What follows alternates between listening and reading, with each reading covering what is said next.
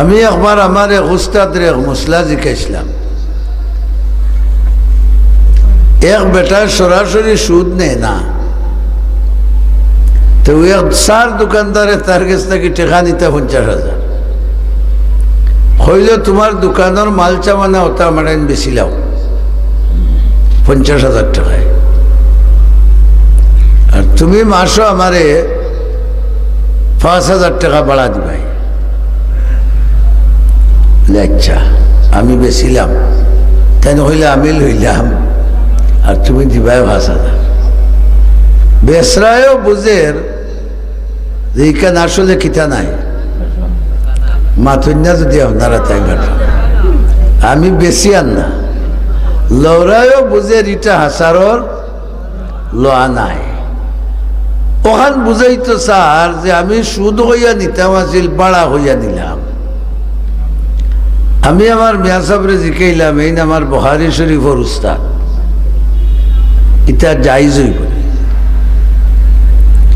তাই না? আমারে কইলা, বেটা কিয়ামতের দিন যে আল্লাহ বিচার করবা মানুষের মুখের কথার উপরে না অন্তরের হালতের উপরে?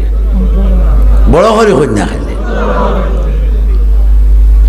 এগুলা হাউগুরো অন্তর ইকান আছে, হে বেছেন না। হাউগুরো অন্তর ইকান আছে, ইগে লোর না। মানুষ বুঝাইবা লাগে মাঝখানে একটা ফাটা বিয়া এগু কন্যা নি আমরা দেশ, ওইগু ফাটা বিয়া করা। ফাটা বিয়া দিলে তেবো হয়ে যায়, হল শর্তে মিললে ইগু হইতো নাই, কারণ আউগুরো নিয়ত লোয়া নাই, হাউগুরো নিয়ত বেচা নাই।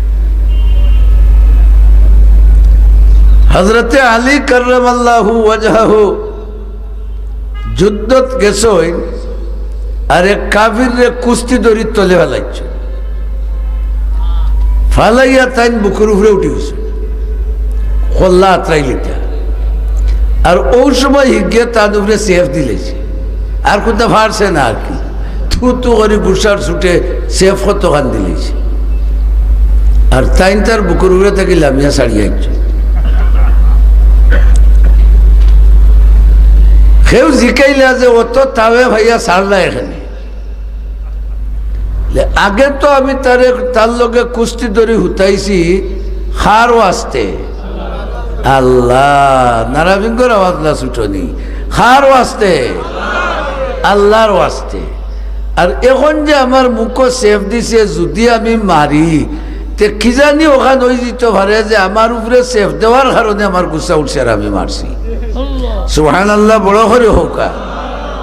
তাহলে বোঝা গেল আল্লাহর বিচার জবানো লগে না নিয়ত লগে?